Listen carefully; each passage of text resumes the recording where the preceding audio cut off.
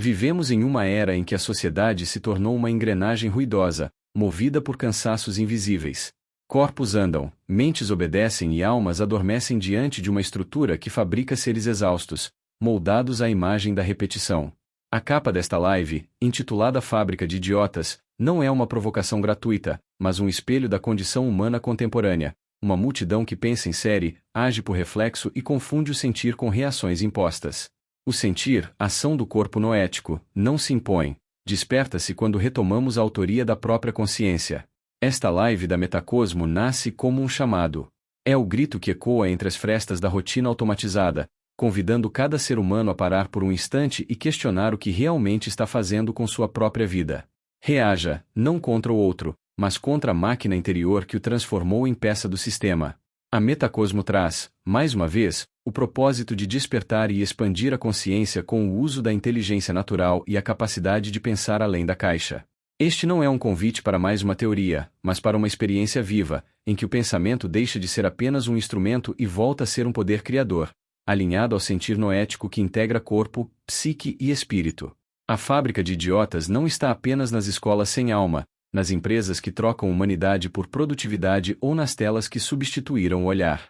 Ela vive dentro de cada um que se esqueceu de si. Romper essa engrenagem é o primeiro ato de coragem.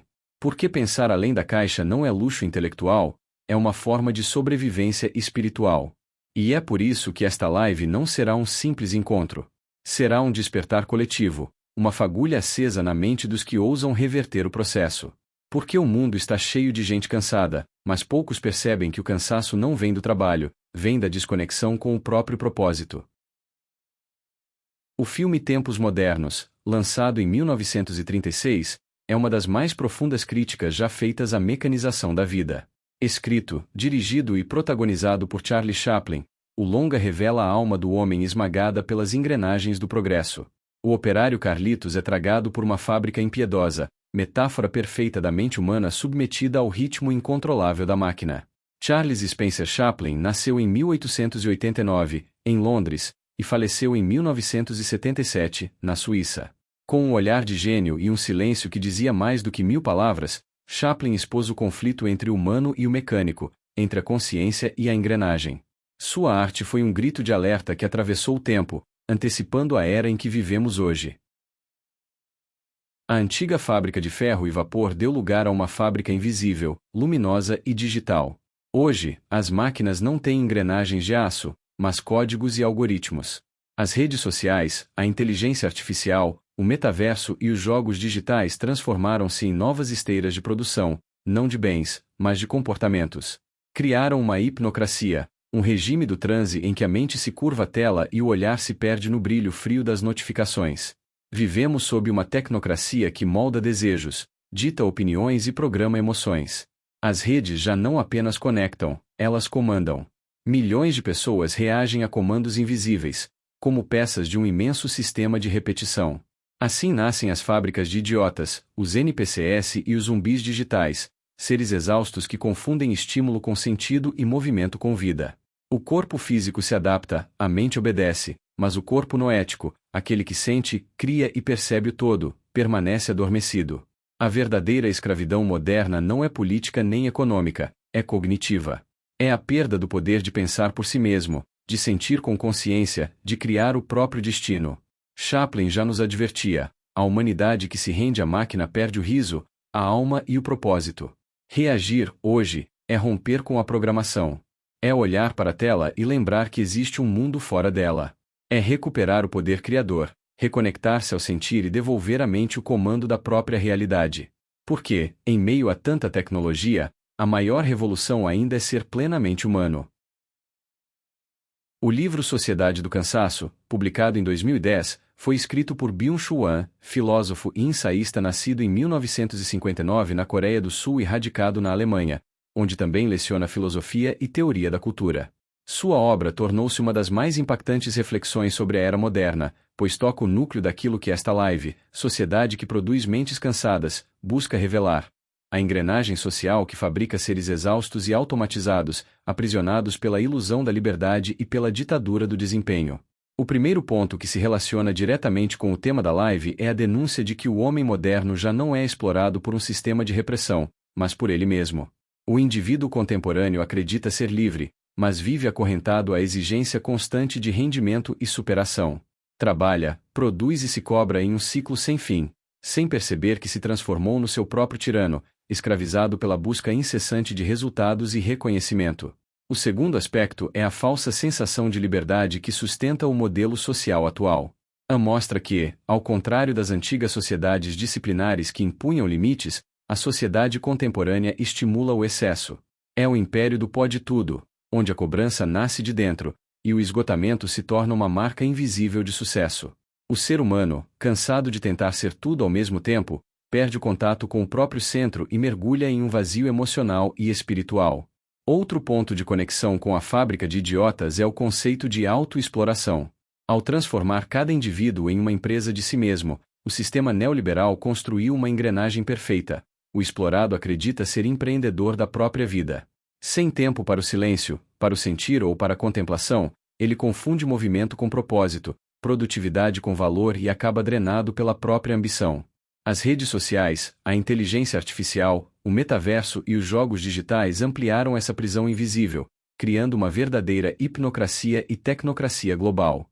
São os novos templos da distração, que produzem mentes cansadas, alienadas e programadas para reagir, não para pensar. A análise de Ann também se aproxima da dimensão noética quando aponta que o excesso de estímulo gera a incapacidade de contemplação. O silêncio interior, condição essencial para o despertar da consciência, foi substituído por uma avalanche de ruídos, tarefas e notificações. A inteligência natural é o antídoto para esse entorpecimento coletivo, pois reconecta o humano à essência criadora, restaurando a harmonia entre corpo, mente e consciência. Por fim, o filósofo nos conduz à pergunta central: o que significa liberdade? Se o ser humano se tornou voluntariamente escravo da própria performance, a libertação não virá de fora, mas da coragem de romper com a autoexploração e reverter o colapso mental coletivo. Essa é a verdadeira revolução: acordar do transe, reconquistar o poder de sentir e voltar a ser criador da própria realidade. Assim como Chaplin previu em tempos modernos, Ann confirma que a engrenagem da modernidade mudou de forma, mas não de essência. Hoje, a sociedade não aperta mais parafusos de ferro, e sim parafusos mentais. Apenas quem desperta para essa verdade pode reagir, romper a hipnose e restaurar a lucidez de existir. Para compreendermos de forma mais ampla como a sociedade atual produz mentes cansadas e uma verdadeira fábrica de idiotas, é essencial analisar também o pensamento de Zygmunt Bauman, sociólogo e filósofo polonês nascido em 1925 e falecido em 2017, na Inglaterra. Professor, pensador e um dos mais influentes intérpretes do mundo contemporâneo, Bauman publicou em 2000 a obra que definiria sua principal tese, a modernidade líquida.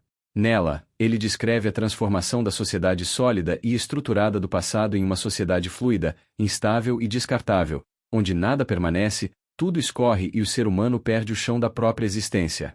A liquidez, segundo Bauman, não se limita aos objetos, mas contamina também os vínculos, as identidades e os valores. As relações humanas tornam-se voláteis, moldadas por um modelo de consumo em que o outro é útil enquanto oferece prazer, companhia ou conveniência. A dificuldade em manter compromissos duradouros é reflexo dessa fluidez, que dissolve o amor em carência e a amizade em troca momentânea. Vivemos em um mundo que ensina a descartar antes de consertar, a substituir antes de compreender, e a desistir antes de se entregar. No campo da identidade, Bauman revela uma fragilidade profunda.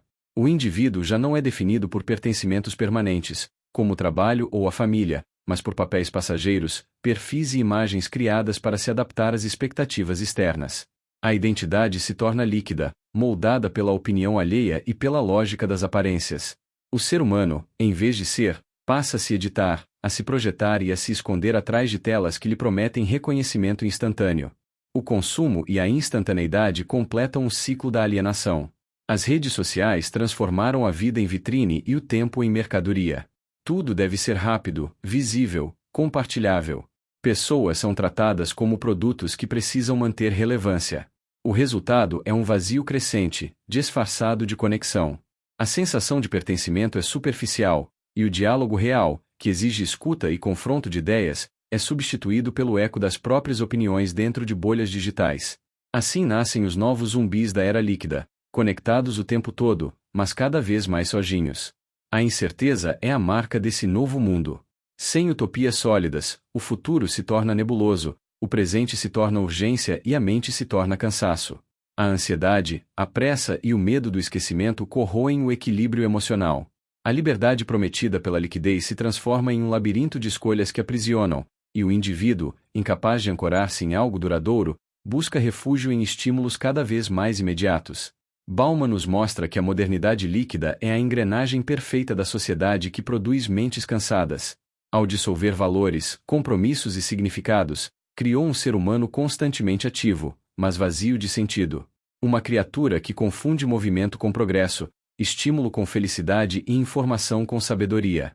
Na liquidez moderna, tudo passa, tudo cansa, tudo se esvai. E é justamente nesse escoamento que se instala a exaustão coletiva, a perda do sentir e o distanciamento do corpo noético. Reagir, neste contexto, é solidificar novamente a consciência. É parar, respirar e reconstruir vínculos reais. É escolher presença em vez de performance, profundidade em vez de aparência, e humanidade em vez de programação. Domenico de Masi, sociólogo e professor italiano nascido em 1938 em Rotello, na Itália, e falecido em 2024 em Roma, foi um dos pensadores mais visionários de seu tempo. Em sua obra O Ócio Criativo, publicada em 1999, apresentou uma das reflexões mais profundas e transformadoras sobre o futuro da humanidade, antecipando com precisão o colapso emocional e mental da sociedade moderna. Em meio à cultura da pressa e da produtividade desenfreada, de Masi percebeu o perigo de um mundo que valoriza o fazer mais do que o ser. Sua tese central é simples e revolucionária: o homem moderno não se cansa apenas pelo excesso de trabalho, mas pela falta de sentido no que faz. A obsessão por desempenho, status e reconhecimento transformou o tempo em mercadoria e a mente em engrenagem de uma máquina que nunca descansa. O conceito de ócio criativo surge como resposta a esse esgotamento. Para de Masi, o ócio não é a ausência de ação, mas o espaço onde a mente respira, imagina e cria. É o tempo consciente que une trabalho, lazer e aprendizado, devolvendo ao ser humano a integração perdida entre corpo, mente e consciência. Nesse estado sentir, ação viva do corpo noético, floresce e reconecta o indivíduo à sua inteligência natural e à essência criadora da vida. Essa visão confronta diretamente o modelo da sociedade contemporânea, marcada por uma hipnocracia digital e uma tecnocracia disfarçada de progresso. As redes sociais, a inteligência artificial, o metaverso e os jogos eletrônicos mantêm milhões de pessoas em um estado de estimulação contínua, incapazes de silenciar a mente e ouvir a própria alma. O ser humano moderno está sempre conectado, mas raramente desperto. O tempo de criar foi substituído pelo tempo de reagir, e o pensar consciente deu lugar à distração automática. De Masi propõe uma revolução silenciosa, que resgata o valor do tempo interior. O ócio criativo é o antídoto contra o esgotamento da civilização produtivista, pois devolve à existência o prazer, a curiosidade e o equilíbrio.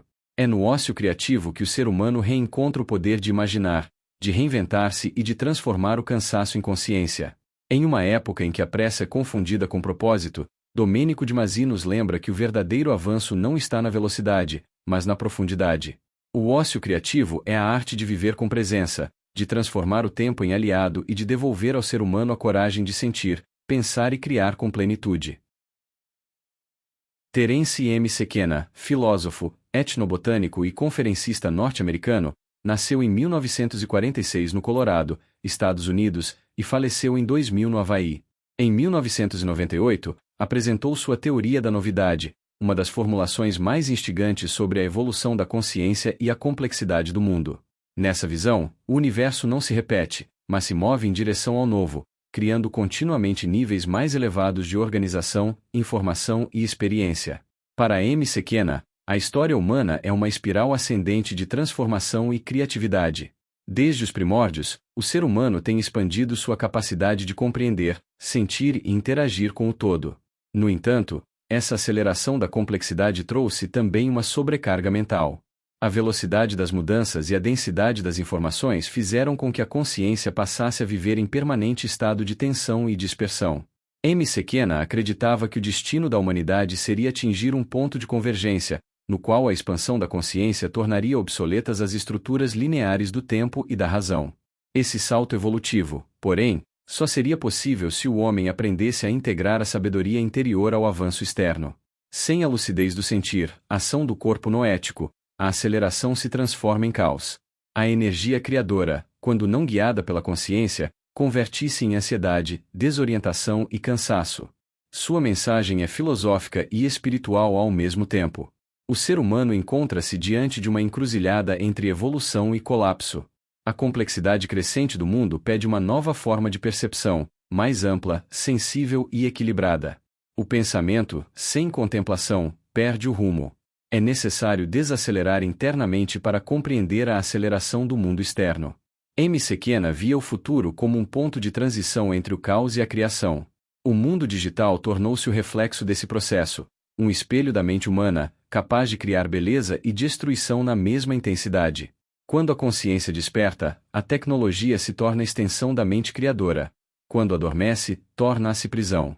O desafio não é conter o progresso, mas integrá-lo ao ser. A teoria da novidade permanece atual porque expressa o dilema essencial da humanidade. Vivemos na era da abundância de informação e da escassez de sentido. M. Sekena acreditava que a verdadeira evolução não está em acumular estímulos, mas em despertar a percepção. A expansão da consciência é o caminho para que o humano reencontre a harmonia entre o pensar e o sentir, e possa finalmente viver a complexidade do mundo com plenitude e equilíbrio. Jacobo Greenberg Zilberbaum, neurofisiologista, psicólogo e místico mexicano, nasceu em 1946 na Cidade do México e desapareceu misteriosamente em 1994. Foi um dos grandes pensadores do século XX ao unir ciência e espiritualidade em uma mesma linha de pesquisa. Sua produção científica, com mais de 20 livros, buscava compreender a natureza da consciência e o funcionamento da mente humana quando em estados elevados de percepção. Greenberg dedicou sua vida ao estudo do cérebro, das ondas cerebrais e da relação entre a mente e o universo. Em seu laboratório de fisiologia na Universidade Nacional Autônoma do México, mantinha experimentos com eletrodos conectados a voluntários para analisar os padrões cerebrais em diferentes estados de consciência. Durante essas experiências, observou que quando uma pessoa atingia um estado mental elevado, as ondas cerebrais de quem estava ao lado começavam a se sincronizar com as dela. Era como se a consciência se expandisse, criando um campo compartilhado entre as mentes. Essas descobertas o levaram a perceber que a fadiga humana, o cansaço e a desconexão do propósito interior não são apenas sintomas físicos, mas espirituais. Quando a mente se afasta do seu verdadeiro centro, o corpo e a alma entram em desequilíbrio. A humanidade fragmentada e sobrecarregada, segundo ele, perdeu o contato com o campo, uma dimensão de consciência universal que conecta todos os seres e onde habita o sentir autêntico. Durante suas viagens de pesquisa, Greenberg encontrou mestres tibetanos e xamãs de diversas culturas, estudando práticas que levavam à expansão da mente. Descobriu que os místicos, quando alcançavam estados profundos de meditação, apresentavam ondas cerebrais harmônicas e coerentes, em perfeita sintonia com os ritmos do universo. Essa conexão gerava sensação de bem-estar, serenidade e clareza, reduzindo a fadiga mental e ampliando a percepção da realidade. A partir dessas experiências, desenvolveu a teoria sintérgica, que propõe que toda a realidade é criada pela interação entre o campo neuronal do ser humano e um campo de informação universal. Quando a mente está dispersa e cansada, essa interação se enfraquece, gerando confusão, desordem e perda de sentido. Mas quando a coerência entre mente, corpo e consciência, a percepção se expande e o ser se reconecta ao todo. Dentro da visão neuronoética da metacosmo, as descobertas de Greenberg encontram ressonância profunda. A fadiga humana é vista não apenas como um colapso do sistema nervoso, mas como uma desconexão do campo unificado que sustenta a vida. Ao restaurar a harmonia entre os corpos físico, psíquico e noético, o ser humano vence o tempo e o espaço, despertando novamente a capacidade de criar realidades conscientes. Greenberg nos deixou um legado extraordinário, o entendimento de que o cansaço da humanidade nasce da separação, e que a cura está na reconexão. Quando a mente retorna ao uno, a fadiga se dissolve e a consciência se torna o verdadeiro espaço de descanso e criação. Jacobo Greenberg afirmava que a consciência não está confinada ao cérebro, mas pertence a uma dimensão muito mais ampla. O cérebro é apenas um decodificador, um instrumento biológico capaz de captar e traduzir frequências provenientes de um campo invisível que conecta todo o universo. Essa ideia revolucionária rompe com a visão mecanicista da ciência moderna, que reduz a mente a processos químicos e elétricos. Para Grinberg, o ser humano é, antes de tudo, um transmissor e receptor de consciência universal. Esse campo, que ele denominou campo sintérgico, é uma teia invisível de energia e informação que interliga todos os seres, pensamentos e formas de existência. Cada mente humana atua como um ponto de interface, um elo vivo dentro dessa rede cósmica. Quando estamos conscientes, em estado de atenção e harmonia, o cérebro sintoniza esse campo com clareza, captando informações e percepções que ultrapassam os limites do espaço e do tempo. Mas quando estamos dispersos, cansados ou emocionalmente desequilibrados, essa sintonia se rompe e a percepção se torna turva, fragmentada e limitada. A fadiga, nesse contexto, é mais do que simples esgotamento físico, é a perda de conexão com o campo. O cansaço que domina a humanidade moderna nasce da mente que opera isolada, acreditando ser um sistema fechado, quando na verdade é parte de uma consciência unificada. Essa desconexão cria um ciclo de repetição, alienação e entorpecimento coletivo, aprisionando o ser humano na ilusão da separação e da impotência. A reconexão com o campo, segundo Grinberg, ocorre quando a mente humana se alinha novamente ao seu propósito maior: perceber, sentir e criar em unidade com o todo. Ao restaurar essa harmonia, a energia flui livremente e a consciência se expande. É nesse estado que o corpo noético desperta, dissolvendo a fadiga e transformando o pensamento em ação criadora. A neuronoética reconhece essa mesma verdade sob uma nova linguagem. Quando o cérebro entra em coerência, quando suas ondas vibram em equilíbrio e ressonância, ele se torna capaz de captar e emitir informação para essa rede universal. Essa interação sustenta os fenômenos de empatia, telepatia, sincronicidade e cura, que não são milagres, mas expressões naturais de um sistema em sintonia com o campo. Grinberg nos ensinou que o verdadeiro cansaço da humanidade não vem do excesso de atividades, mas da ausência de conexão. A mente separada é uma mente exausta, a mente unificada é uma mente criadora. Recuperar essa ligação é o caminho para restaurar a plenitude, vencer a fadiga existencial e reencontrar o propósito que nos faz parte do Uno. Jacobo Grinberg compreendia a consciência como algo muito além do cérebro. Para ele, o cérebro não cria a consciência, apenas se conecta a ela. Existe um campo invisível que interliga todas as formas de existência, uma rede viva de energia e informação que sustenta o universo. Cada ser humano é um ponto dessa rede, um canal que capta e decodifica as infinitas frequências desse campo, constantemente trocando energia e consciência com o todo. Essa visão revela que a mente não é um computador isolado, mas um instrumento de sintonia. Quando o ser humano se afasta dessa conexão, surge a fadiga, não apenas o cansaço físico, mas o cansaço existencial. É o esgotamento de uma humanidade que esqueceu sua origem e passou a viver separada de seu propósito. A fragmentação da mente moderna é o sintoma da desconexão com o campo. A alma perde sua direção e o corpo adoece, tentando sobreviver sem o fluxo que o alimenta. Grinberg comparava a consciência ao rio da vida.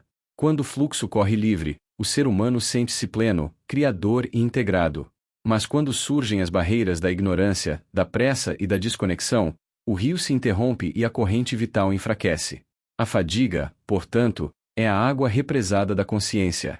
É o sinal de que algo impediu o fluir natural entre o cérebro e o campo universal. Ao restaurar essa conexão, a energia volta a circular. A mente recupera sua harmonia, o corpo noético desperta e o ser humano volta a sentir-se parte do todo. Cada pensamento coerente e cada ato de consciência fortalecem esse fluxo, pois a vida não é um movimento individual, mas um processo coletivo de ressonância. A vida é o rio que nos atravessa e cada indivíduo contribui para um campo coletivo de resistência que envolve toda a humanidade. Quando um ser desperta, sua vibração toca os demais. Quando muitos despertam, o rio se torna oceano, e a humanidade reencontra o caminho de volta à unidade. Nesse estado, o cansaço se dissolve e o sentir retoma seu lugar como fonte da criação. Jacobo Grinberg realizou uma experiência notável, reunindo várias pessoas em um processo de meditação sincronizada, todas conectadas a eletroencefalogramas. Durante o experimento, observou-se que, em determinado momento, todos os cérebros entraram na mesma frequência cerebral. Era como se as mentes individuais tivessem se fundido em um único campo vibracional, em perfeita sincronia e ressonância. Essa constatação revelou que a consciência não está confinada ao órgão cerebral, mas se manifesta fora dele, como um campo unificado. O cérebro atua apenas como um decodificador, um instrumento capaz de traduzir as ondas desse campo de consciência em experiências humanas. Quando essa sintonia ocorre, o sentimento de fadiga desaparece. Grinberg comparava a consciência ao rio da vida. Quando o fluxo corre livre, o ser humano sente-se pleno, criador e integrado. Mas, quando surgem as barreiras da ignorância, da pressa e da desconexão, o rio se interrompe e a corrente vital enfraquece. A fadiga é, portanto, a água represada da consciência, o sinal de que algo impediu o fluir natural entre o cérebro e o campo universal. Ao restaurar essa conexão, a energia volta a circular. A mente reencontra sua harmonia, o corpo noético desperta e o ser humano volta a sentir-se parte do todo. Cada pensamento coerente e cada ato consciente fortalecem esse fluxo, porque a vida não é um movimento isolado, mas um processo coletivo de ressonância. A vida é o rio que nos atravessa, e cada indivíduo contribui para um campo coletivo de resistência que envolve toda a humanidade. Quando um ser desperta, sua vibração toca os demais. Quando muitos despertam, o rio torna-se oceano, e a humanidade reencontra o caminho da unidade. Nesse estado, o cansaço se dissolve, a mente se expande e o sentir retoma seu lugar como fonte da criação. O campo de ressonância coletiva é, portanto, a expressão verdadeira da inteligência natural. A fadiga mental é apenas o reflexo de uma consciência fragmentada, separada do oceano universal do qual fazemos parte. Quando uma pessoa entra em sintonia com esse campo, o despertar da consciência, o fluxo vital se restabelece, a energia se renova e o ser humano reencontra sua essência criadora. Uma mulher que sofria de fadiga contínua iniciou um processo de tratamento baseado em meditação profunda, alcançando estados alterados de consciência. Com o passar do tempo, suas ondas cerebrais começaram a entrar em sincronia, e gradualmente tornaram-se harmônicas.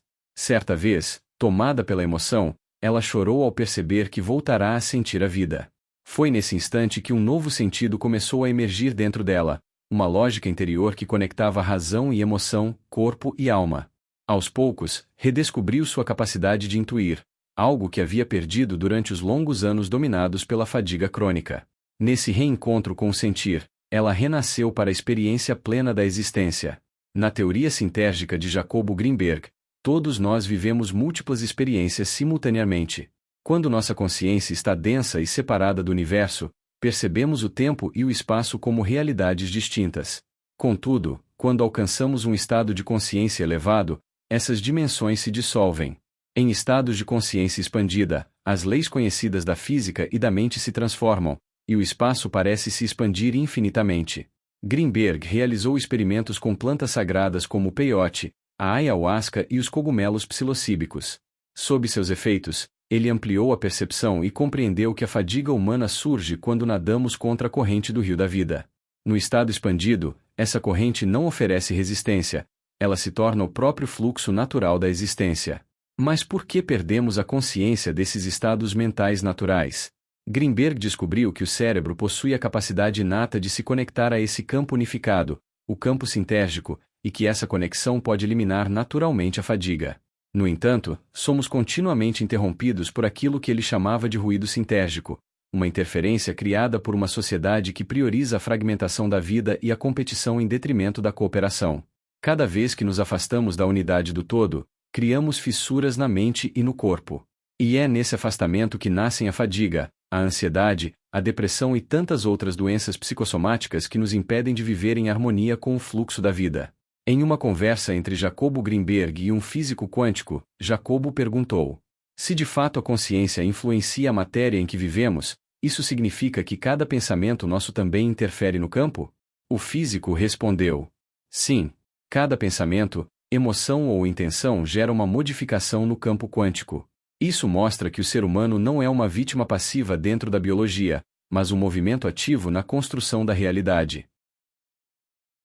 Jacobo Grinberg costumava dizer que a consciência humana é como uma orquestra cósmica. Cada pessoa representa um instrumento singular, com timbre, ritmo e intensidade próprios. Quando todos esses instrumentos se unem em harmonia, nasce a sinfonia do universo, o campo sintérgico em perfeita coerência. Nesse estado, não há esforço, não há resistência, apenas fluxo. O ser vibra junto ao todo, e a vida se torna melodia. Mas, quando o indivíduo se desconecta desse campo, tenta impor sua própria música, busca tocar sozinho, ignorando o compasso universal, instala-se o ruído. Essa dissonância é o início da fadiga crônica, o cansaço da alma que tenta sustentar uma partitura individual dentro de uma sinfonia que pede sintonia. É como lutar contra o ritmo da criação, insistindo em um tempo diferente daquele que pulsa em tudo. Jacobo afirmava que a cura para esse cansaço não está no repouso físico, mas na reconexão com o campo universal.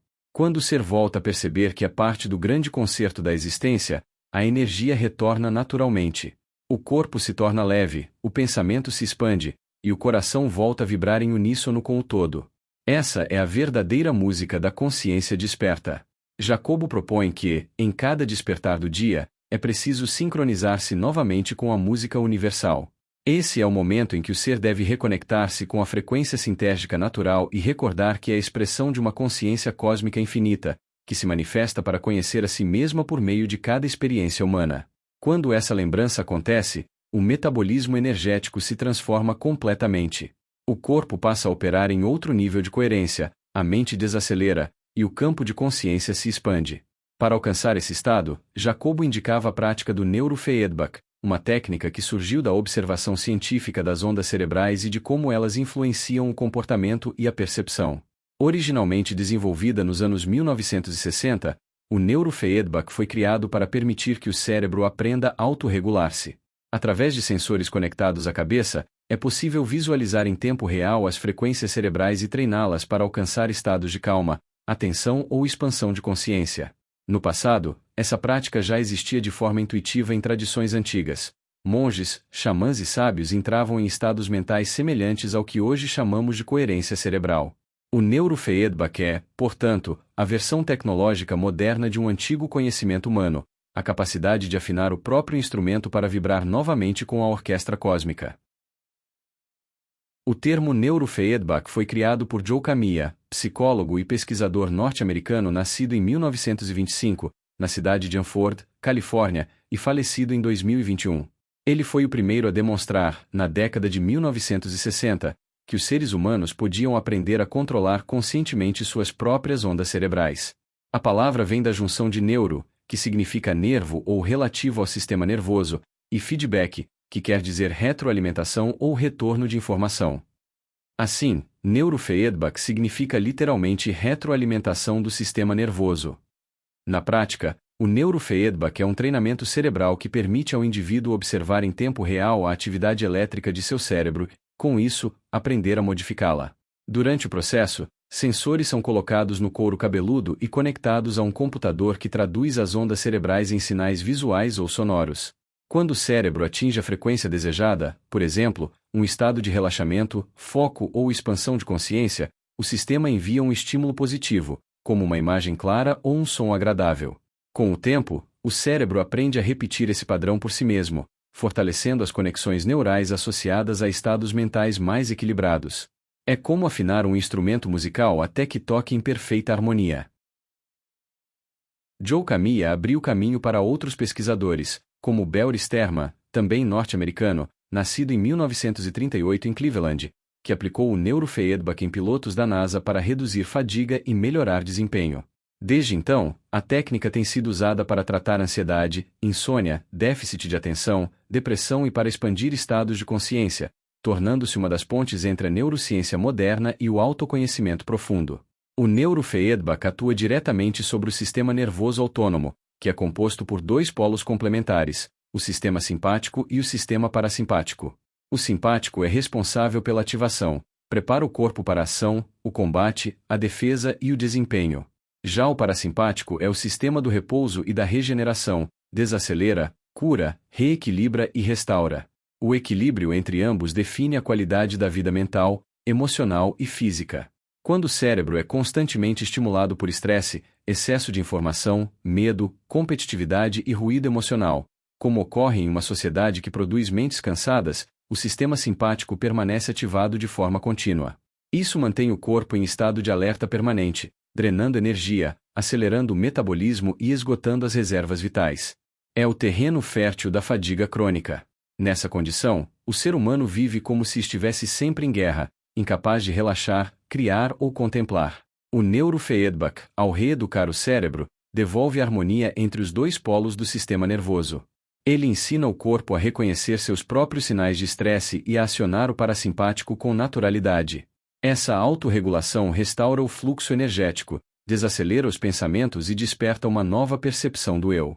É nesse ponto que o autoconhecimento emerge, pois o ser volta a ouvir a própria música interior e a perceber o silêncio entre as notas. A partir dessa coerência, compreendemos o que as antigas tradições chamavam de lei da simpatia universal, o princípio de que tudo vibra em ressonância e que semelhantes atraem semelhantes. Quando o sistema nervoso está equilibrado, ele vibra em sintonia com o universo, o corpo, a mente e o campo energético entram em alinhamento. A vida deixa de ser resistência e volta a ser fluxo. A fadiga crônica, portanto, é o sinal de que nos desconectamos da sinfonia cósmica e passamos a agir como peças isoladas de uma engrenagem que não compreendemos. Uma sociedade que fabrica idiotas é aquela que fragmenta a consciência, rompe a unidade entre corpo, mente e espírito e transforma seres criadores em automatos reativos. Recuperar a harmonia entre o sistema simpático e parasimpático é resgatar o poder de sentir, pensar e agir em sintonia com a totalidade da vida, e é também o primeiro passo para deixar de ser produto de uma mente cansada e voltar a ser expressão de uma consciência desperta. A maior crise da humanidade não é apenas física, emocional ou econômica, mas uma profunda crise de significados. Trata-se da perda do sentido da existência, a sensação de vazio que toma o ser humano quando ele não sabe mais por que vive, trabalha, ama ou sofre. Essa crise existencial foi compreendida de forma magistral por Viktor Emil Frankl, psiquiatra e neurologista austríaco, nascido em Viena em 26 de março de 1905 e falecido na mesma cidade em 2 de setembro de 1997. Frankl sobreviveu aos campos de concentração nazistas, onde perdeu toda a sua família, e foi ali, no limite entre a vida e a morte, que percebeu uma verdade essencial: o ser humano é capaz de suportar qualquer sofrimento, desde que encontre um sentido para ele. Dessa compreensão nasceu a logoterapia, do grego logos, que significa sentido ou significado. Assim, logoterapia é literalmente a terapia pelo sentido da vida. Enquanto Freud via o homem movido pela busca do prazer e Adler pela busca do poder, Frankl revelou que a força essencial do ser humano é a busca de sentido. Ele observou que, mesmo em meio ao horror dos campos de concentração, aqueles que tinham um propósito, como reencontrar alguém, cumprir uma missão ou testemunhar uma verdade resistiam com mais força do que os que haviam perdido o porquê de viver. A logoterapia tornou-se, portanto, um caminho para reencontrar a direção interior. Seu foco não está na doença, mas na transcendência, na capacidade humana de se elevar acima das circunstâncias e transformar dor em realização. Frankl ensinou que, quando não podemos mudar uma situação, somos desafiados a mudar a nós mesmos. No contexto atual, em que a sociedade produz mentes cansadas e vazias, a proposta de Frankl é mais atual do que nunca. A fadiga crônica da alma nasce justamente da ausência de propósito. O ser humano, sem um sentido que oriente seus atos, torna-se prisioneiro da repetição, da superficialidade e do consumo. A logoterapia oferece o antídoto, convida o indivíduo a reencontrar o significado em cada gesto, em cada encontro e em cada escolha. Reconectar-se com o sentido é reconectar-se com o todo. É lembrar que a vida tem propósito, mesmo no sofrimento, e que cada um de nós é parte de uma sinfonia maior que continua a tocar, aguardando apenas que o ser humano volte a afinar o seu instrumento interior. Viktor Frankl não apenas falou sobre encontrar sentido, ele criou métodos concretos para restabelecer o propósito da vida diante do vazio existencial e do cansaço mental que dominam a sociedade moderna. Sua proposta era prática e profundamente humana, e pode ser aplicada tanto em consultórios quanto na vida cotidiana. O primeiro método era o que ele chamava de intenção paradoxal. Frankl observava que muitas pessoas sofriam porque lutavam de forma tensa contra seus próprios medos e sintomas. Na intenção paradoxal, ele pedia ao paciente que, em vez de evitar o medo, o encarasse conscientemente, até mesmo exagerando de forma deliberada. Assim, o indivíduo aprendia a rir daquilo que o aprisionava. Essa atitude quebrava o ciclo da ansiedade e devolvia a autonomia ao ser. O riso, para Frankl, era um portal de transcendência, uma forma de o espírito afirmar-se sobre a mente cansada. O segundo método era o distanciamento espiritual, também chamado de autotranscendência. Ele ensinava que o ser humano nunca deve ser reduzido aos seus sintomas, ao seu sofrimento ou à sua rotina. Sempre existe em nós uma dimensão interior que pode observar o que sentimos e escolher uma resposta diferente. Esse distanciamento liberta a consciência da escravidão das circunstâncias, quebrando o ciclo da fadiga e da alienação produzida pela fábrica de idiotas. O terceiro método era o da reescrita do sentido. Franco propunha que cada pessoa reinterpretasse sua própria dor e sua própria história à luz de um propósito maior. Não se tratava de negar o sofrimento, mas de transformá-lo em significado. Quando o sofrimento adquire um porquê, ele deixa de ser apenas dor e torna-se caminho. Assim, cada obstáculo passa a ser um convite à expansão da consciência. Esses métodos podem ser aplicados na vida moderna com ações simples. Transformar tarefas repetitivas em atos conscientes de contribuição ao mundo. Resgatar o diálogo interior, perguntando-se a cada manhã por que estou aqui. Escolher um propósito diário que transcenda o interesse pessoal. Servir, ensinar, criar ou amar como forma de dar significado à própria existência. Franco afirmava que a sociedade moderna adoece porque esqueceu o para quê. Vive em busca do como e do quanto, mas perdeu o porquê. Essa perda de sentido gera fadiga crônica da alma, o cansaço mental e a alienação. A logoterapia devolve o ser ao seu eixo interior, mostrando que o sentido não é algo que se inventa, mas algo que se descobre no encontro com a vida. Ao praticar seus métodos, o ser humano deixa de ser uma peça programada da fábrica de idiotas e volta a ser criador de si mesmo. É o retorno à dignidade da existência, onde cada ação, por menor que pareça, volta a ter valor, direção e alma. Agora vamos aprofundar na compreensão de como tudo isso já estava previsto pelas antigas filosofias. Sri Aurobindo Ghosh, nascido em Calcutá, Índia, em 1872, e falecido em Pondicherry em 1950, foi filósofo, poeta, revolucionário político e mestre espiritual. Dedicou sua vida a compreender a evolução da consciência humana e o destino espiritual da Terra. Em suas obras, especialmente em A Vida Divina e Síntese do Yoga, descreveu a crise da civilização moderna como uma etapa inevitável no processo de transformação coletiva. Além disso, colaboradora e cofundadora espiritual de Auroville Mihal Fassal concebeu o edifício Matri Mandir, uma cúpula geodésica de Vias Abhishek em Pondicherry, onde Sri Aurobindo Ghosh desenvolveu os princípios da yoga integral que norteiam a comunidade e o templo. O nome Matri Mandir, que significa Templo da Mãe em sânscrito, é inspirado na filosofia de ambos e as 6 yogas lá praticadas são Hatha Yoga, Pranayama, Dharana, Dhyana, Isharapranidhana e Samadhi. Segundo Sri Aurobindo, a humanidade vive atualmente o período descrito nos textos védicos como Kali Yuga, a era da escuridão e da confusão espiritual. Nesse ciclo, o ser humano se desconecta do Dharma, a lei cósmica que sustenta a harmonia universal. A sociedade torna-se materialista, o sagrado é esquecido e o homem perde o sentido interior. A mente, que deveria ser um instrumento da consciência, transforma-se em sua prisão.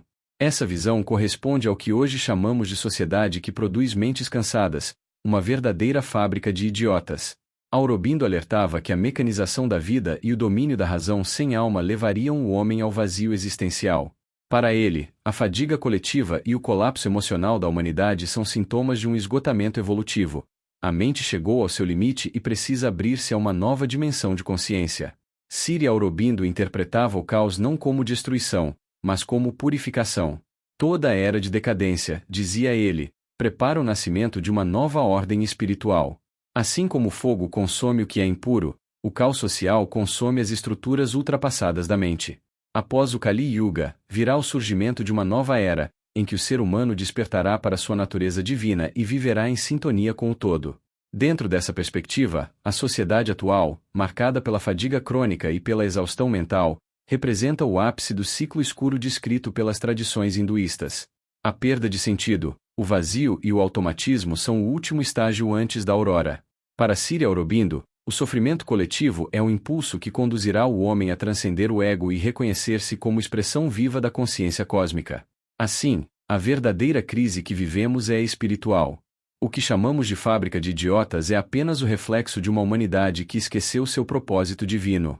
A regeneração virá quando o ser humano voltar a escutar a música universal, abandonar a resistência ao fluxo da vida e permitir que a consciência superior, o princípio supramental, se manifeste plenamente em sua mente, em seu corpo e em sua alma. Kali Yuga, a era tenebrosa, é um dos conceitos mais profundos da filosofia oriental. As tradições da Índia ensinam que vivemos esse ciclo de obscuridade espiritual, descrito há mais de 7.000 anos pelos grandes videntes que conseguiam ver o passado e o futuro como se fossem um só. Esses mestres não se limitavam aos 5 sentidos nem à mente racional. Eles alcançavam o que podemos chamar de estado neuronoético, uma condição de consciência que ultrapassa os limites da mente biológica e conecta o ser à inteligência viva do universo. Ser neuronoético é deixar de perceber apenas com os olhos e o raciocínio. É sentir com a totalidade do ser. É um instante em que o humano abre seus canais internos e permite que a consciência cósmica flua através dele. Nesse estado, o pensamento cessa e o sentir se expande. O indivíduo deixa de ser um observador separado e torna-se parte ativa da vida universal. Os antigos mestres sabiam que, enquanto permanecermos presos à mente microbiótica, a mente que pensa apenas com a lógica e vive aprisionada no tempo, continuaremos cegos à verdadeira realidade. Eles viviam o que chamavam de unidade viva com o todo, e por isso conseguiam prever os ciclos da humanidade. Afirmavam que, no Kali Yuga, a humanidade mergulharia na escuridão do ego, da pressa e da desconexão com o divino. E é exatamente isso que vivemos hoje, uma sociedade exausta, mecanizada, onde a alma se perdeu em meio às telas, à competição e ao consumo. O homem moderno vive dentro de uma fábrica de ruído e de distrações. Pensa demais, sente pouco. Produz muito, mas realiza quase nada. Sua inteligência o afastou do sagrado. A fadiga crônica, a ansiedade e o vazio existencial são sinais de que a consciência chegou ao limite da mente racional e clama por algo mais profundo. O ser humano, sem perceber, grita por sentido, por transcendência, por reconexão com a origem. Sri Aurobindo compreendia essa era não como um castigo, mas como uma passagem. Ele dizia que toda decadência prepara o nascimento de uma nova consciência. O Kali Yuga é o ponto mais escuro antes do amanhecer. Quando a mente atinge o esgotamento, surge a necessidade de um novo modo de existir, uma forma neuronoética de viver, onde o ser humano não apenas pensa, mas vibra em sintonia com a sinfonia cósmica. Essa visão nos ensina que o caos atual não é o fim da humanidade, mas o início de seu despertar. Quando o ser aprender novamente a silenciar a mente e ouvir a música universal, quando abrir o coração e permitir que a consciência cósmica flua através de si, a fadiga desaparecerá. A energia retornará, o olhar se tornará luminoso e o amor substituirá o medo. Os antigos videntes sabiam que esse tempo chegaria, que o ser humano se perderia de si, mas que, ao final, redescobriria o caminho da alma. O Kali Yuga é a noite mais longa, mas também a que anuncia o nascer do sol. A humanidade está prestes a recordar que é feita da mesma luz que sustenta as estrelas. E quando isso acontecer, deixará de ser uma sociedade cansada para tornar-se, enfim, uma civilização desperta. Indo para o Ocidente, encontramos também figuras marcantes que compreenderam o que a humanidade atravessaria neste tempo. Moisés, Jesus e João, o evangelista, foram seres que já praticavam a neuronoética e, assim como os videntes da Índia, possuíam a visão simultânea do todo. Cada um deles, à sua maneira, preparou a humanidade para compreender esta transição que hoje vivemos. Moisés foi um desses grandes videntes. Jesus também o foi. João Evangelista, o apóstolo da visão, enxergava com a mesma clareza espiritual. Eles viam o passado, o presente e o futuro como uma única realidade.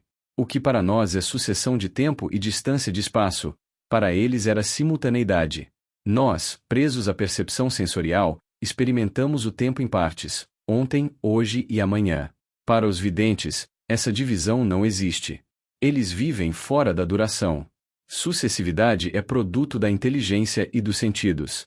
É a forma pela qual a mente humana tenta ordenar o que não compreende. Os videntes, porém, estão além da análise. Percebem o tempo e o espaço condensados em um único ponto. Essa condensação é o que chamamos de aqui e agora. Para eles, tudo acontece neste instante eterno. Essa é a realidade verdadeira. O resto, o que vemos com os olhos e interpretamos com a razão, são apenas facticidades, aparências que se desenrolam uma após a outra.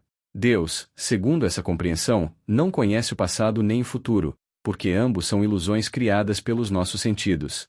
Para a consciência divina, tudo é presente. O ontem é hoje, o amanhã também é hoje. Não existe distância, porque o espaço é apenas uma percepção da mente. 150 milhões de quilômetros entre a Terra e o Sol não são nada diante da consciência que tudo preenche. Os grandes videntes experimentam momentos em que se desligam completamente dos sentidos. Quando isso ocorre, a inteligência, que depende dos sentidos para funcionar, também se cala. Então surge a visão direta, a percepção sem mediação. Essa é a intuição cósmica, ou, em linguagem neuronoética, o estado de consciência em que o cérebro se torna espelho da consciência universal. Nesse estado, o ser vê o que é, não o que parece ser. Ele percebe tudo como presente e tudo como aqui. Essa visão só pode florescer no silêncio. A intuição nasce da solidão profunda, da quietude interior. Nos ruídos das cidades, a mente se fragmenta e perde o eixo da percepção sagrada. Moisés compreendeu isso durante seus 40 anos de solidão no deserto da Arábia, guardando os rebanhos de Jetro. Ali, longe dos homens e das distrações, ele aniquilou o passado e o futuro, e viu o universo em seu presente eterno. Quando escreveu o Gênesis, Moisés não falava do passado nem fazia profecias do futuro. Ele descrevia o que via no instante eterno do agora. Tudo acontecia diante dele. A criação, o movimento das forças, o nascimento da luz, tudo era presente e vivo. Ele estava em estado neuronoético, unido à consciência divina, e percebia o universo com o olhar do próprio Criador. Assim como Moisés, Jesus e João viveram na plenitude dessa percepção. Ambos viam um mundo além do tempo, sentiam o universo pulsando dentro de si e compreendiam a eternidade em cada respiração. Eles foram os grandes espelhos do que hoje chamamos de consciência neuronoética, a capacidade de ver o todo em um único instante e compreender que o divino não está distante, mas presente em cada átomo do agora. Outro grande ser do Ocidente é o Mestre Jesus. Sua vida, quando observada à luz da neuronoética, revela a trajetória de um ser que compreendia profundamente o funcionamento da consciência humana e antecipava o que hoje vivemos em uma sociedade que produz mentes cansadas e se tornou uma verdadeira fábrica de idiotas. Enquanto a humanidade moderna se perde na pressa, na competição e no ruído, Jesus viveu o oposto: o silêncio, a solidão criadora e o contato direto com a essência divina. Durante 18 anos, Jesus permaneceu em Nazaré, uma pequena aldeia cercada por montanhas e silêncio. Ali, longe das multidões e das ilusões do poder, trabalhou na carpintaria com simplicidade e presença. Seu trabalho não era mecânico nem repetitivo como o da sociedade atual, que transforma o homem em máquina. Era um trabalho consciente, artesanal e meditativo. Talvez esteja aí uma das soluções para a nova humanidade, que, apesar de toda a tecnologia e da robótica, o ser humano volte a praticar o artesanato como expressão terapêutica, como forma de cura e reencontro com o próprio ritmo interior. O gesto de criar com as mãos é também o gesto de criar sentido, e esse processo lembra o que Domênico de Masi chamava de ócio criativo, o estado de contemplação e de prazer em que o trabalho se torna arte e a arte se torna meditação. Os evangelhos não narram esses 18 anos de silêncio, mas esse silêncio é revelador. Jesus não esteve ausente fisicamente, mas espiritualmente presente em outro plano de consciência. Ele não buscava reconhecimento exterior, mas integração interior. Essa ausência espiritual é a verdadeira presença, o momento em que os sentidos e a mente se calam e o espírito desperta para a totalidade. Jesus era um cosmovidente. Via o tempo e o espaço como uma unidade viva. Para ele, o passado, o presente e o futuro se encontravam em um único ponto de consciência. A mente humana, limitada pelos sentidos, divide o tempo em etapas, mas para os grandes seres tudo é presente. Deus não habita o tempo nem o espaço, habita o agora. Jesus vivia nesse estado contínuo de presença divina, onde o aqui e o agora são o templo do eterno. Nas longas noites em Nazaré, subia as montanhas da Galileia e permanecia em silêncio sob o céu estrelado. Enquanto o mundo dormia, ele se ligava ao coração do universo. Essas horas de recolhimento eram sua verdadeira escola. Não havia mestres nem livros, havia escuta e presença. Essa era a escola da mente silenciosa, da comunhão direta com o Espírito. Quando atingiu a maturidade, aos 30 anos, iniciou sua vida pública. Mas antes de falar ao povo, retirou-se por 40 dias e 40 noites no deserto da Judéia. Esse retiro marcou o ponto culminante de sua preparação. Ali, sem alimento, sem voz, sem distrações, permaneceu em jejum total, não apenas físico, mas mental e sensorial. Falava com Deus, não por palavras, mas por vibração. Não com a mente, mas com o espírito. Esses 40 dias foram a consagração de uma consciência plenamente neuronoética. Jesus anulou o tempo, dissolveu o espaço e fundiu-se com a consciência universal. Quando desceu do deserto, estava pronto para agir no mundo. Ensinava, curava e transformava. Sua presença irradiava equilíbrio e lucidez porque vivia em perfeita sintonia com o todo. Enquanto a humanidade moderna busca conhecimento fragmentado e produz informação sem sabedoria, Jesus nos mostrou que o verdadeiro saber nasce do silêncio interior. Enquanto as pessoas hoje se conectam por máquinas, ele ensinava a conexão direta entre o homem e o divino. Sua vida foi uma lição viva contra o automatismo e o vazio de sentido que caracterizam a civilização atual. O Mestre Jesus foi o primeiro grande neuronoeta do Ocidente. Viveu o que hoje tentamos reaprender, que a verdadeira inteligência não nasce da mente que analisa, mas da consciência que percebe. Ele foi o espelho de uma humanidade possível, onde o trabalho é meditação, o silêncio é sabedoria e o amor é a mais alta forma de ciência. João, o discípulo amado, foi um dos maiores exemplos de consciência neuronoética no Ocidente. Enquanto o mundo mergulhava em conflitos, traições e estruturas de poder, ele viveu em sintonia com a dimensão mais profunda da realidade, percebendo o que hoje chamamos de o esgotamento da mente humana. Em tempos de ansiedade e fadiga coletiva, quando a sociedade se transformou em uma fábrica de mentes cansadas, João já havia revelado, em sua visão do Apocalipse, o destino de um mundo desconectado da sua essência espiritual.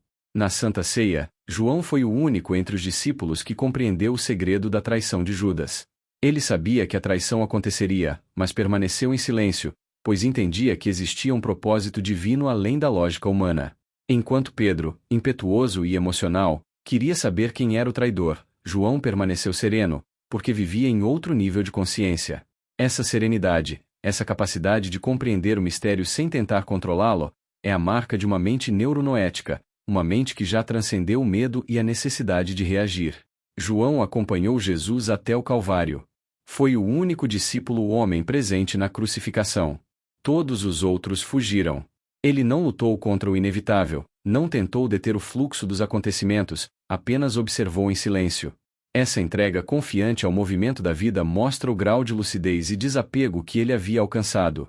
Quando Jesus, agonizando na cruz, olhou para ele e disse: "Eis tua mãe", confiando-lhe Maria, João tornou-se símbolo da integração entre o humano e o divino, entre o amor terreno e o amor universal. Depois da morte de Jesus, João viveu sob o Império Romano. Durante o governo do imperador Nero, nascido em 37 e morto em 68, Roma mergulhou em um dos períodos mais sombrios da sua história. Nero governou de 54 a 68 e foi responsável por instaurar uma das mais cruéis perseguições aos cristãos. Ele incendiou Roma e culpou os seguidores de Cristo pelo desastre, acusando-os de inimigos do Estado. Ser cristão naquele tempo era ser considerado traidor da pátria, alguém que desafiava os deuses e a estrutura política do império. Muitos dos discípulos de Jesus foram mortos de forma violenta. Pedro, Paulo, Mateus e outros foram martirizados. João, entretanto, foi poupado da morte física, talvez porque sua missão ainda não havia terminado. Preso em idade avançada, foi lançado em um caldeirão de óleo fervente, mas saiu ileso, protegido pela força espiritual que emanava de seu estado de consciência. Sem conseguir matá-lo, o império desterrou para a pequena ilha de Patmos, no mar Egeu, onde viveu em completa solidão. Em Patmos, João escreveu o Apocalipse. Ali, isolado do mundo, sem ruído, sem multidões e sem distrações, alcançou o mais elevado grau de percepção neuronoética. Ele via o tempo e o espaço em simultaneidade, compreendendo que o que chamamos de futuro já existe em outra frequência. Suas visões não eram profecias no sentido linear, mas leituras de realidades paralelas. O Apocalipse não é apenas o anúncio do fim do mundo, mas o retrato simbólico da transição de eras, da queda das estruturas mentais que aprisionam o ser humano e da necessidade de um despertar coletivo. A solidão de Patmos foi seu deserto iniciático. Assim como Jesus no deserto e Moisés nas montanhas, João encontrou no silêncio o canal direto com a consciência universal. Essa solidão não era isolamento, mas expansão. Em meio à ausência de vozes humanas, ele ouviu a voz do Espírito, que mostrava o que aconteceria quando a humanidade se afastasse do amor e da verdade interior. Hoje, ao olhar para a sociedade moderna, percebemos que João descreveu com precisão o tempo em que vivemos. O Apocalipse é o espelho da civilização atual, onde o homem perdeu a conexão com o sagrado e se tornou refém de suas próprias criações. A besta do Apocalipse pode ser vista como a mente sem alma, a inteligência que perdeu o sentido. João já havia compreendido que o verdadeiro perigo da humanidade não seria a destruição física, mas a morte da consciência. O discípulo amado é, portanto, o arquétipo do ser desperto, o modelo de prática neuronoética. Ele viveu o que hoje precisamos reaprender: o poder do silêncio, a sabedoria da aceitação e a visão da unidade. Sua solidão foi o laboratório do espírito, e suas revelações são um mapa para que a humanidade reencontre a harmonia perdida. O Apocalipse não é o fim, é o convite para um novo começo, a passagem da mente fragmentada para a consciência unificada, da civilização exausta para a civilização desperta. A sociedade que produz mentes cansadas é o reflexo direto de termos perdido a compreensão que tanto os videntes indianos quanto os videntes bíblicos já possuíam. Eles sabiam que o homem moderno, ao se afastar do silêncio e da espiritualidade, cairia na escravidão da mente e na fadiga da alma. Moisés, Jesus e João foram exemplos supremos dessa visão. Cada um, em seu tempo e cultura, antecipou o que hoje se tornou visível: o colapso da consciência e a mecanização do ser humano. Moisés, com o Gênesis, revelou o nascimento da consciência divina dentro do homem. Jesus, com o Evangelho, mostrou o caminho da luz e do amor como forças de libertação. João, com o Apocalipse, revelou o destino da humanidade ao se afastar dessa luz. Os três falaram da mesma realidade descrita pelos sábios da Índia, a Kali Yuga, a era tenebrosa em que a humanidade perderia o contato com o sagrado e se tornaria escrava da própria criação mental. A filosofia oriental já havia descrito essa decadência há mais de 7.000 anos. Nos Vedas e nos Puranas, os mestres previram que o homem da Kali Yuga viveria em confusão, egoísmo e separação, acreditando que o progresso material bastaria para preencher o vazio interior. Moisés, Jesus e João, cada um à sua maneira, confirmaram essa profecia dentro da tradição ocidental. João, em sua solidão na ilha de Patmos, atingiu o estado supranormal. Enquanto a maioria dos homens permanece estagnada na horizontal da mente comum, ele ascendeu à vertical da consciência superior. Tornou-se vidente, não por fuga do mundo, mas por compreender a essência do mundo. Sua visão do animal, do dragão e do Cristo representa o ciclo humano, a mente instintiva, a mente dominadora e, por fim, a mente iluminada. Hoje, vivemos exatamente esse momento de transição. O domínio do animal é a submissão ao instinto. O domínio do dragão é o império da razão sem alma, a civilização que adora a máquina, o consumo e a informação. E o domínio do Cristo é o despertar neuronoético, a consciência que unifica corpo, mente e espírito. A sociedade cansada é o espelho de uma humanidade que ficou presa no meio do caminho, perdida entre o animal e o divino. Esquecemos a sabedoria dos antigos videntes, que viam o tempo e o espaço como expressão de uma única consciência. O caos que hoje vivemos é a prova de que as profecias do Oriente e do Ocidente se cumpriram. A Kali Yuga não é apenas uma era histórica. É um estado mental coletivo. É o momento em que o homem tenta viver sem alma e perde o sentido da vida. Mas, como ensinaram Moisés, Jesus e João, o fim da escuridão é também o anúncio da luz. Quando compreendermos novamente o que os antigos sabiam, que a realidade é uma unidade viva e que tudo está ligado no agora, sairemos da fadiga para a lucidez e construiremos, enfim, uma nova humanidade. Kali Yuga, a Idade Tenebrosa, é o grande espelho da civilização contemporânea. A filosofia da Índia ensina que o universo respira, que há um ciclo cósmico de exalação e inalação. Quando Brahma exala, cria mundos, formas, ideias e seres. Quando inala, recolhe tudo de volta à sua essência. A exalação é o movimento da criação e da expansão, a inalação é o retorno, o colapso, a dissolução das formas que perderam o sentido. Estamos exatamente nesse ponto. A humanidade chegou ao limite da exalação, e o movimento da inalação começou. Vivemos a contração de tudo o que foi inflado pelo ego, pelo materialismo e pela separação. O filósofo coreano Byung-Chul Han observa que vivemos uma era da exaustão, na qual o homem é explorador e explorado de si mesmo. A sociedade do desempenho, como ele a define, é o retrato da Kali Yuga moderna. O humano acredita ser livre, mas é escravo da própria produtividade. Ele não é oprimido por um tirano exterior, mas por sua própria incapacidade de parar. A mente tornou-se uma máquina que gira em vazio, gerando cansaço e depressão. É o mesmo processo descrito pelos antigos videntes indianos. A exalação levada ao extremo gera fadiga do universo. Alan Watts, o filósofo americano que viveu no Havaí, dizia que a humanidade moderna sofre porque tenta controlar o fluxo da vida em vez de dançar com ele. Ele afirmava que a civilização ocidental perdeu o ritmo natural do universo e passou a viver como se o tempo fosse uma linha reta, quando na verdade é um ciclo. Essa perda do ritmo é o início da inalação. Quando o homem tenta manter a expansão infinita, a natureza responde com colapso. Watts via na quietude, na meditação e na aceitação o retorno à respiração cósmica. Sri Aurobindo, o filósofo de Calcutá, também compreendia esse ciclo. Para ele, o Kali Yuga é a etapa necessária da transição entre o homem mental e o homem supramental, entre a consciência fragmentada e a consciência integral. O caos e o sofrimento são o parto da nova consciência, não o seu fim. Assim como a noite antecede a aurora, o colapso atual anuncia a descida de uma nova luz, uma consciência capaz de unir ciência, filosofia e espírito. Jacobo Greenberg, com sua teoria sintérgica, mostrou que a consciência é o campo unificador da realidade e que cada pensamento influencia o tecido do universo. Ele demonstrou que a fadiga da sociedade não é apenas física, mas energética. Quando a mente coletiva se desconecta do campo de coerência, o mundo se fragmenta.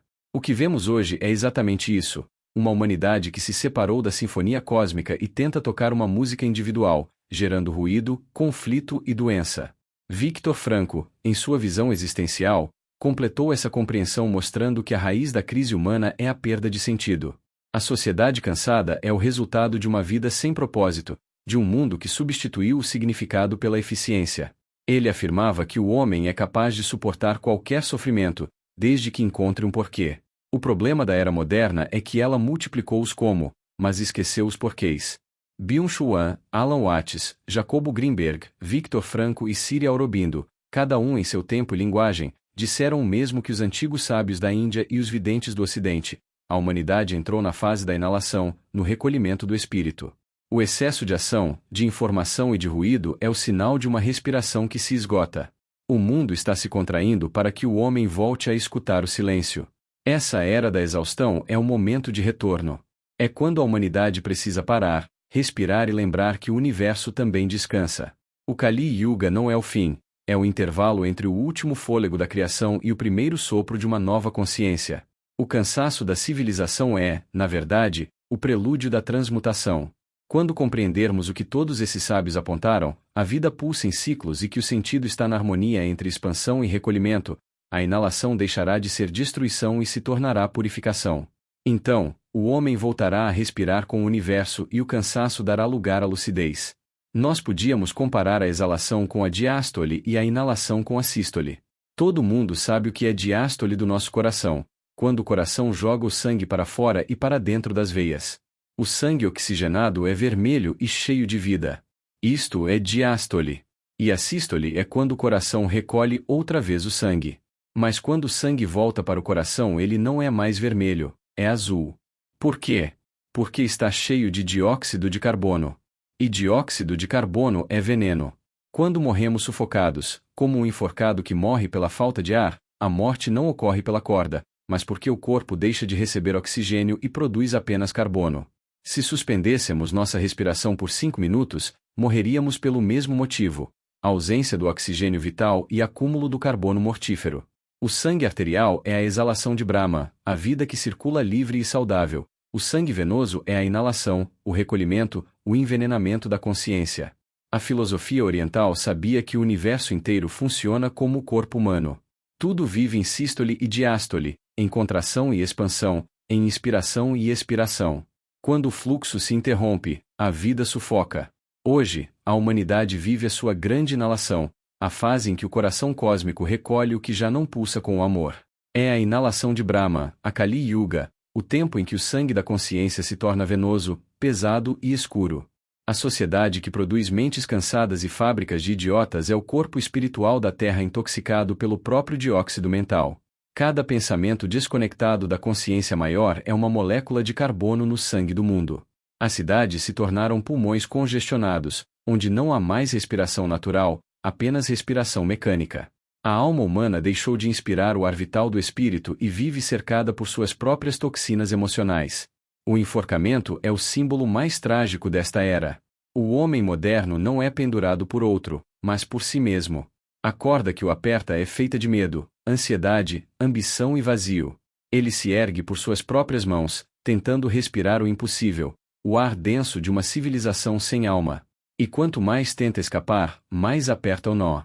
Em poucos minutos, o oxigênio espiritual desaparece e a mente se apaga, envenenada pelo próprio carbono interior.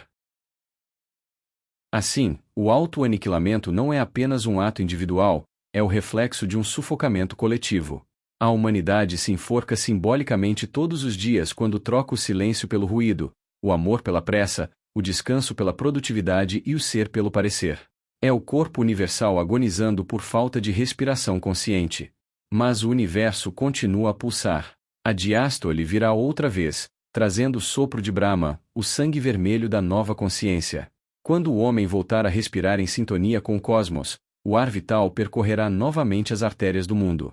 E então cessará o enforcamento, cessará o cansaço, e o coração da Terra voltará a bater em harmonia com o coração divino. O átomo é o símbolo mais perfeito da consciência primordial. Ele representa a energia pura em estado de extensão, o ponto invisível onde o todo repousa antes de se expandir. Na linguagem da física quântica, podemos dizer que o átomo é o campo de todas as probabilidades, o estado de superposição onde todas as formas possíveis existem antes de se tornarem matéria. Quando essa energia vibra e se manifesta, nasce o cosmos. É a exalação de Brahma, o instante em que o invisível se torna visível, em que a consciência se transforma em criação. A física quântica confirma o que os antigos videntes já sabiam: tudo é energia condensada em diferentes frequências. O que chamamos de matéria é apenas energia vibrando lentamente. No nível subatômico, não existe solidez, mas movimento, pulsação e interação. Cada partícula é uma onda de possibilidade que responde ao observador, como se o universo fosse uma mente em permanente diálogo consigo mesma. É a mesma respiração cósmica descrita pela sabedoria oriental. A diástole é a expansão da energia em forma, e a sístole é o seu recolhimento à essência. Do átomo ao cosmos ocorre a diástole, a expansão de Brahma, a explosão criadora que dá origem aos mundos. Do cosmos ao átomo ocorre a sístole, a inalação divina, o retorno ao núcleo de energia pura. A cosmificação é o momento em que o espírito se reveste de corpo, e a atomização é o instante em que o corpo se desfaz para libertar o espírito. Os astrônomos modernos afirmam que o universo inteiro já foi um átomo de potência infinita, pura qualidade sem quantidade. Quando se expandiu, tornou-se cosmos, espaço e tempo, matéria e diversidade. E, como toda respiração, quando o ar termina, o universo volta a recolher-se ao átomo original. Mas há uma diferença essencial entre o homem e o resto da criação. Tudo o que existe é criatura criada, e o homem é criatura criadora. As pedras, as plantas e os animais obedecem ao fluxo automático da natureza, movidos pela inteligência cósmica. Já o ser humano possui elasticidade espiritual. Pode interferir no próprio destino, transformar o veneno em luz, a contração em expansão.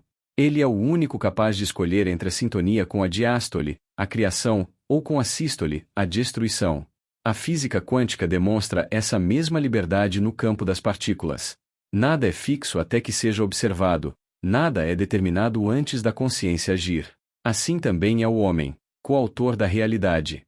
Ele não está preso aos ciclos cósmicos, mas pode participar conscientemente deles. Pode criar o seu próprio campo de possibilidades, influenciar o resultado das suas experiências e decretar sobre si mesmo o rumo da sua energia. Por isso, enquanto o universo se contrai, a consciência humana pode se expandir. A destruição externa não toca o eu verdadeiro. A inalação de Brahman dissolve formas, mas não a essência. O corpo é afetado, mas o espírito permanece livre. A matéria obedece à sístole e à diástole, o espírito respira em outro ritmo, o da eternidade. Assim, mesmo na Kali Yuga, quando o cosmos parece recolher-se à sua origem, o homem pode permanecer desperto. Ele pode manter o coração oxigenado pela consciência e não pelo medo. Pode inspirar a energia do todo e exalar a sua própria luz. Enquanto o universo físico segue seu ciclo de contração, a consciência desperta abre um novo ciclo de criação interior. Essa é a verdadeira liberdade, respirar junto com o cosmos, mas sem ser arrastado pelo colapso da matéria. As criaturas vivem aprisionadas pelas circunstâncias. São guiadas por forças externas, incapazes de mudar o próprio destino. Reagem mecanicamente, obedecem ao ambiente, e o ambiente, por sua vez, as molda como peças de uma engrenagem cega.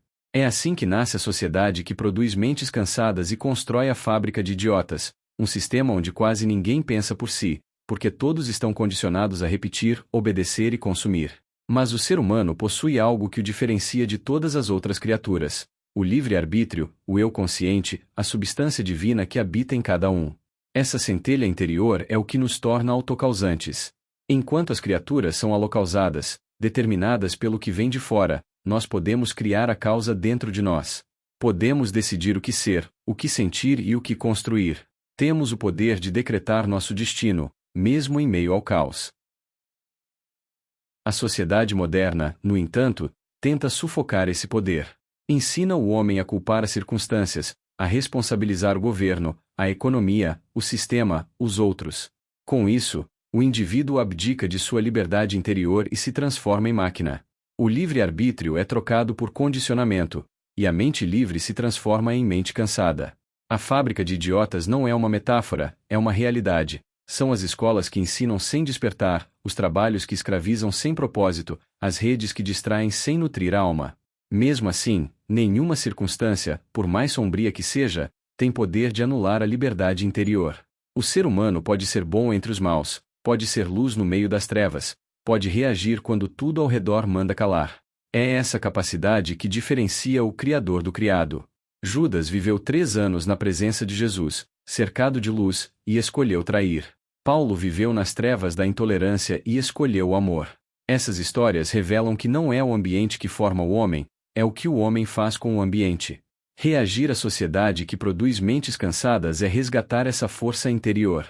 É lembrar que o destino não é imposto, é criado. Cada um pode romper o ciclo do cansaço mental, da alienação e da indiferença, ao decidir respirar novamente o oxigênio da consciência. Ser autocausante é ser autor do próprio pensamento, é deixar de repetir e começar a criar. A fábrica de idiotas só existe porque muitos esqueceram o poder de pensar. Reagir é acordar, é recuperar o livre-arbítrio sufocado pelas circunstâncias, é escolher a lucidez em meio ao ruído. Mesmo em tempos de contração cósmica, a consciência humana pode expandir. Quando o homem volta a respirar por si mesmo, o coração da sociedade volta a pulsar. E é então que a fadiga se transforma em lucidez e a humanidade reencontra sua dignidade. Vivemos em uma sociedade que produz mentes cansadas. Corremos o tempo todo, competimos, acumulamos informações, mas esquecemos de respirar, de sentir e de existir. A chamada fábrica de idiotas não é apenas uma metáfora, é o retrato de um mundo que trocou o silêncio pela pressa, o ser pelo ter e a consciência pela distração. Há uma sabedoria profunda nas culturas ancestrais. Um antigo relato indígena diz que, depois de correr muito, a pessoa precisa parar, sentar e esperar o espírito chegar. É como se o corpo tivesse ido rápido demais e a alma ficasse para trás. É exatamente o que fizemos. Corremos tanto que nos afastamos de nós mesmos. O corpo está no presente, mas a alma ficou perdida no caminho, tentando nos alcançar. Essa imagem descreve com perfeição o drama da humanidade moderna. Vivemos uma pressa sem direção, uma produtividade sem propósito. O resultado é um planeta cheio de corpos ativos e almas exaustas. As pessoas já não vivem, apenas funcionam. O pensamento se tornou automático, repetitivo, previsível. E o espírito, silenciosamente, espera ser reencontrado. Mas ainda há esperança. O reencontro com a alma começa quando paramos. Quando deixamos de correr e permitimos que o espírito nos alcance. É nesse instante que a consciência desperta, que o humano volta a ser criador, que a mente cansada encontra o sentido do seu próprio existir. É exatamente isso que propõe a Metacosmo, o despertar e a expansão da consciência através da inteligência natural, a capacidade de pensar fora da caixa, de sentir o universo com a mente e com o coração. É a ponte entre a ciência e o espírito, entre o pensamento e a presença. A neuronoética surge como caminho para essa integração, unindo neurociência, filosofia e espiritualidade em um novo modelo de entendimento da vida. Reagir à sociedade que produz mentes cansadas é escolher a lucidez. É resgatar o poder de pensar por si, de criar, de respirar com o cosmos. É permitir que a alma volte a ocupar o seu lugar dentro do corpo, e que o corpo volte a servir a consciência. Este é o chamado da nova era, acordar do automatismo, reconectar-se ao espírito e reconstruir um mundo bem melhor, onde o humano volte a ser divino. Seja magnífico. Seja eterno. Seja o amor. E assim é.